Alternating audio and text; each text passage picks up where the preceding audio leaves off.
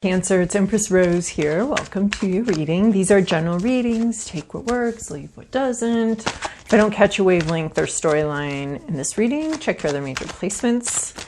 And we're starting off with the Oracle Mystical Moments deck. And then for a sort of general vibe or a overall vibe, intuitive vibe of where we're going. And then we'll move on to the Waite Smith Deck for a more traditional tarot spread. All right. Cancer, what do we have here? Oh, I love this card so much. All right, what else do we have for Cancer?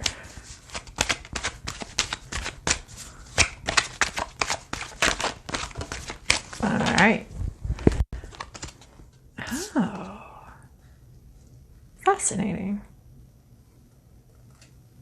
Okay, well, we have Elixir of Life. So you have two of my favorite cards. Elixir of Life here. So this is about taking care of our bodies, about not just taking care of them in some sort of like laborious work way, but taking care of them as in making sure that they're experiencing pleasure. Our bodies are here. We don't need to maximize the pain. We do need to maximize the pleasure. We do need to make sure that we're using all of our five senses to make sure that we're enjoying our lives. And this always reminds me of a Mary Oliver poem about the wild plums and about tempting happiness into the body or into your life, into your soul, through the body, through the senses in our body, and bringing that in and making sure that we are enjoying our bodies, enjoying being alive, and bringing that joy, a nurturing kind of joy, not a self-destructive kind of joy, but a nurturing, healthy, and people think that that means terrible or gross or hard work or tasteless. Then it's not. There's a lot of really healthy things that are fabulous for you. So buy yourself a little crate of blueberries, smell some delicious things, some amazing things, some scents that you like, really maximizing our enjoyment and our pleasure in being our bodies. Being in a body is really quite a privilege, quite a amazing, wonderful thing that we have incarnated here into these bodies. Ask any ghost you know. They're very jealous of our bodies. So I don't really know personally any ghosts that I know of. But anyway, so yeah, it's really cool to be in a body. So make sure you're just enjoying that and bringing the pleasure of being incarnated into your life. And then we have Mermaid's Love here. So this could talk about two people, gender doesn't matter, or it can talk about resonating with something that's that's very different from you and not what you expected. So, but this is a really ideal, healthy relationship, Cancer. This is, and it might be something that you're thinking about or dreaming about or experiencing, but just thinking about what does a healthy relationship look like, and is this one of them? So we have someone here who's very intellectual, very organized, a very clear, logical thinker. They live in the logic realm. This is our little professor or librarian, and it's all ideas, and he lives in that realm and is very peaceful about it and likes it and lives there. So there's one party here. This can also deal with, this card can also deal with integration between the heart and the head, and making sure we're connecting heart, head, body. Oh, someone got this similar reading last week, but with totally different cards. Oh, it was Pisces maybe? Heart, head, body, all coming together here. Oh, and then we have a little fish for our little water sign. So connecting all of these things. So we have one, and the head is very comfortable, the intellectual or the organized person in this party is very comfortable with who they are. That's the world they live in. That's the world they work in. They live, eat, breathe, air, ideas, communication. Someone else here, male or female, is more in their fields. They might be a little bit messy. They're maybe not a grid type person or a spreadsheet type person. They might be a little disorganized, a little messy, but they're comfortable too with who they are. I mean, we have these this is just who they are, and the depth of their emotions, and they live in this watery world of emotion and feeling, and they're comfortable and they're happy with that. So looking at, if this is about integration, internal integration between parts of ourselves, we don't have to hate on one part and love on another part, think this part's good and this part's bad. We can admire and respect and appreciate both of them. I just see in this reading so far just a lot of appreciation for different parts of yourself, your physical body, your emotional self, your intellectual self, appreciating all of those and recognizing that they all have this beautiful connection, and they all are you, and they all have value, and they have worth, and giving each one their due with attention and time and love. So just really, I think, loving and appreciating these different parts of yourself and the different things that they bring to your life. Because this couple, and then this could also be for some of you an actual coupling here. But this is super healthy. They're very different people. They're incredibly different people, but they appreciate who they are. Just because they admire the other person doesn't mean they're bad or they did anything wrong. Just because they like this other person, like being around this other person, doesn't mean that they, just because you admire someone's spreadsheets doesn't mean you're terrible for not really functioning that way and not liking to live that way and not being that person. So it's like the strength in diversity in our differences, really admiring our differences, and realizing that they can be them. And they're not right, and we're not right. They can be them, and we can be us, and we can both be just super different people. That's where that respect for diversity comes into play. It's also really respect for yourself and the diverse parts of yourself, and understanding that even if you don't fit in with a group, neither of these fit in. They both have different groups that they do fit in with, but they don't necessarily fit in with each other's groups or each other's worlds. So this can also talk about not being, she's never going to be able to live in the air. She'll die. He'll never be able to live in the water. He'll die. So, but that strength and diversity here of admiring other people, everyone's strengths, including your own. So when you're in a place or a situation where you don't fit perfectly, just understanding that you do bring something to that situation and you are integral, even though it's not your world and maybe you're just visiting some other world for a while, you are an integral part of that. This card also, looking at career type things, would be, maybe it's a creative business and you're there to do the accounting. You don't need to feel bad about not being as creative as the other people, because you're supporting them and their business with your accounting. They're supporting you with their situation. Or maybe you're the really creative person and you're coming in to do some marketing for a company or something like that. And it's just a very engineer company, and they all think very linearly, and you're bringing some, so you might feel like you don't belong there. You might feel like this isn't a good fit for you, but it actually is, and that diversity is actually going to strengthen the overall project. So if you're involved in something that maybe it's not your native land, it's not where you feel the most comfortable, and you don't necessarily fit in there, just understand that you are bringing some diversity and you are strengthening the overall. And just because you don't fit in there doesn't mean you're less than. You're equal to, and you're adding something. And looking at someone else that may have come into your situation or your life that doesn't necessarily fit there, but they are adding something, and they do have worth in their own right, just because they're not an exact cookie cutter fit for the world you usually live in. Man, there were about 20 messages coming in through that card today. This is kind of funny. Oh, and this one, and this one. So hopefully one of those hit you and was right for you. All right, Cancer. This is your past, present, inner landscape. What's the issue? Environment, to-do list, possible outcome. Okay, well, we have a lot of reversals, but enough not reversals. So I'm just going to read them as they lie, because I am not holding the deck upside down. I just screwed up my shuffling. So we are going to go with what happened here. So Wheel of Fortune in reverse, you had some bad luck. Something didn't work out. Something didn't work out as planned. But there is this card always, as you guys probably know by now, reminds me of the Kurt Vonnegut quote, "We know so little about life, we don't know what the good news is and what the bad news is." So something feels like bad luck has happened to you. Might actually turn out to be good luck, because this wheel is always turning. So we're never quite sure. It doesn't feel good. So something happened that didn't feel good. didn't feel right. It was like a weed. Oh, that's so funny. I put it down right side up. So it is that this wheel is turning. This wheel is turning, and you've got some bad luck, you got some good luck, you got some bad luck, you got some good luck. But this is specifically referencing something in your past that didn't turn out the way you wanted. There's something sort of destined about it, though. It wasn't like an accident that it didn't turn out this way. There was a reason why it turned out that way. And it wasn't accidental. What was I thinking? Bad luck is like weeds. It's like a weed is just a plant in a location you don't want.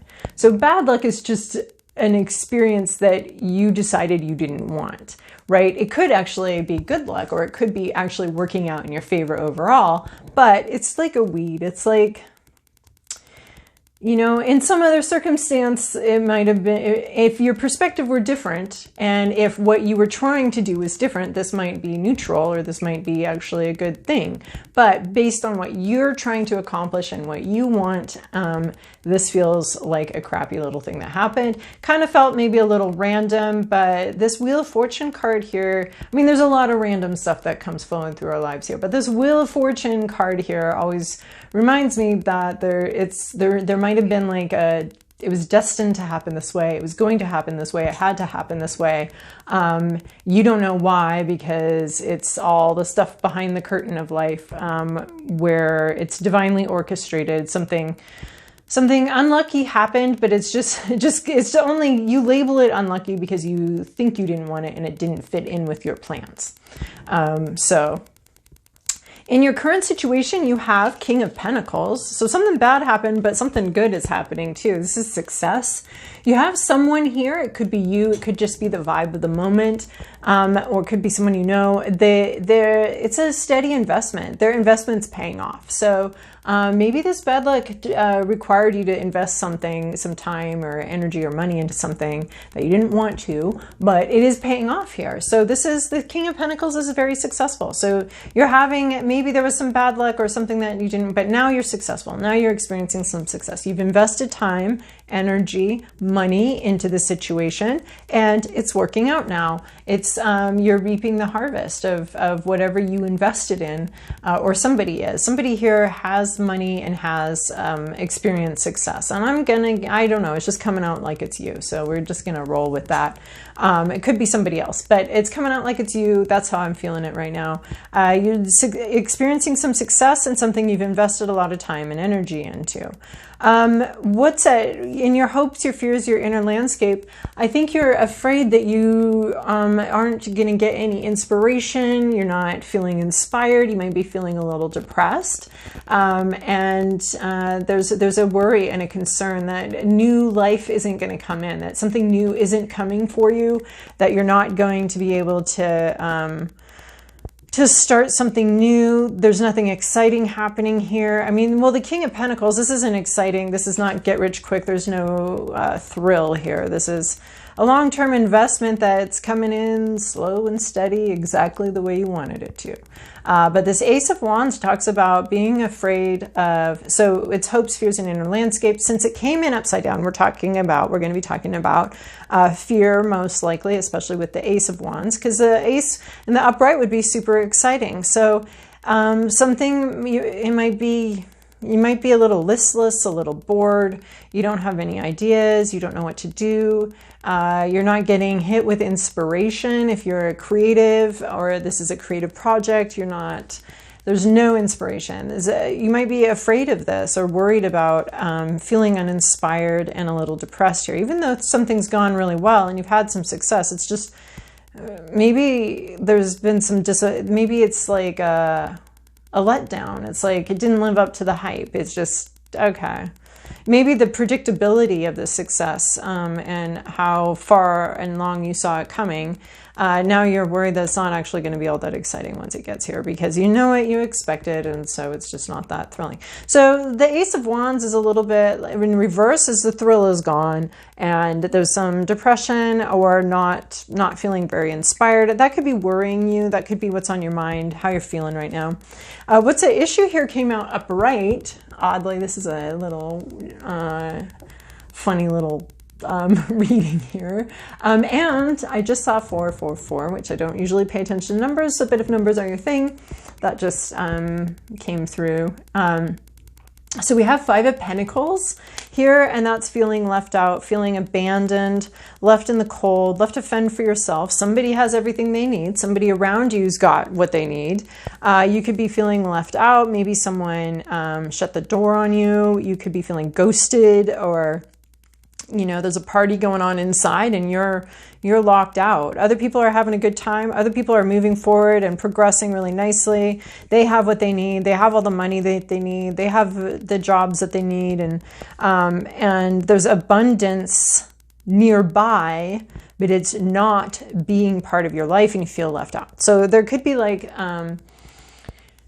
monetary abundance, things happening for other people making progress in life. I mean, although it does still look like you're making progress, this could be part of this bad luck situation. It still does actually look like you're making progress. It's slow progress. You're not part of the abundance right now. You're feeling very left out, but you are making progress. You're not just standing there and you haven't given up. You're still moving forward, but there doesn't seem to be much reward, and it's very painful and difficult, and you don't feel like there's a lot of help for you. You're not getting the help you need. You're not getting the support you need. It's nearby. It's nearby. It's like your neighbor that you thought you got along with and you were really good friends. They're having a banging party and you can hear it, and they didn't invite you. And why didn't they invite you? And so you're kind of sitting out there like, I don't understand anymore what's going on or how I'm being left out like this. So that was like a funny little scenario I just made up in my head. Just, that's never happened to me. So anyway, you feel left out and impoverished in some way. It could actually be real poverty. You could be experiencing some real poverty here. And but that's so funny because we have this King of Pentacles, this success and something you've invested in, and yet maybe you're not even able to partake of the fruit of your labors, or you're just not. There's success, you've experienced success, and you're still making progress, but there's a sense of feeling left out on something. In your environment, we have healing going on here. This card actually can be two different readings. It's the reverse, 5 of Cups reverse. So it can be being stuck in a grief process. Somebody in your environment, someone you know, maybe stuck on something, maybe rewinding and reviewing over and over again. Perseverating, I think is the word I'm looking at, on a grief or something that went wrong or something that they lost. There could be someone around you, someone that you know who is okay, I lost that. But anyway, so this is about a grief process, and it's either not moving forward or there is healing involved here. Maybe that's part of this, is that even though you're feeling left out, there is something very healing here that's happening, that's helping you forget some of the pains of the past and move on. It can also be being stuck someplace, ruminating on all that went wrong, on all that you didn't get, on this. I mean, it comes right underneath this Wheel of Fortune. So someone could really be stuck on something not working out the way they wanted it to. Both of these came out in the reverse. So there was some bad luck, some misfortune, and this could be just not being able to let it go, or just someone's starting to heal from that. But it does kind of seem like stuck, because in the upright, I read it as a natural, normal healing process. When you're done, you've got a bunch here. But in the reverse, it's almost like, well, and then you're just discounting these. You don't even want to look at them, and there's a focus. So there's a grief process that's either wrapping up, but I see more of being sort of stuck on in an unhealthy way. Of course, grief processes take their own time. No one should be dictating how long anyone's grief process should take. But there is a sense of something's kind of jammed here.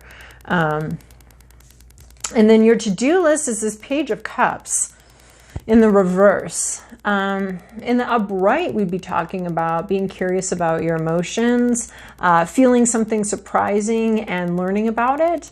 So in the reverse, I don't know. In the reverse, I'd be like, I want ignoring your emotions. Maybe so. Because if you've been really focused on something that you didn't get, on some kind of loss, on some way in which you've been left out, if you've been very focused on that, this might be about stop focusing so much on that. Focus on something else. We don't need to focus quite so much on our feelings, quite so much on this grief, this loss, this pain and suffering. It's not to say that we're not.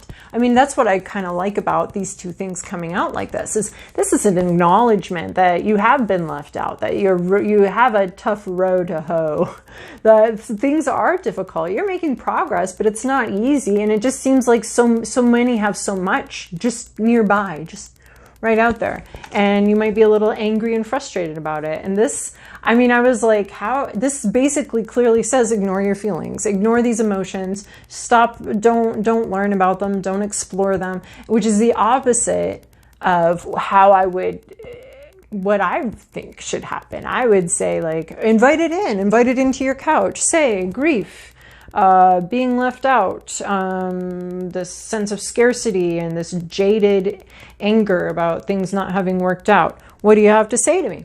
This card almost comes in like, you've already done enough of that. You've already done enough thinking about it. I mean, we were talking about rumination and preservation.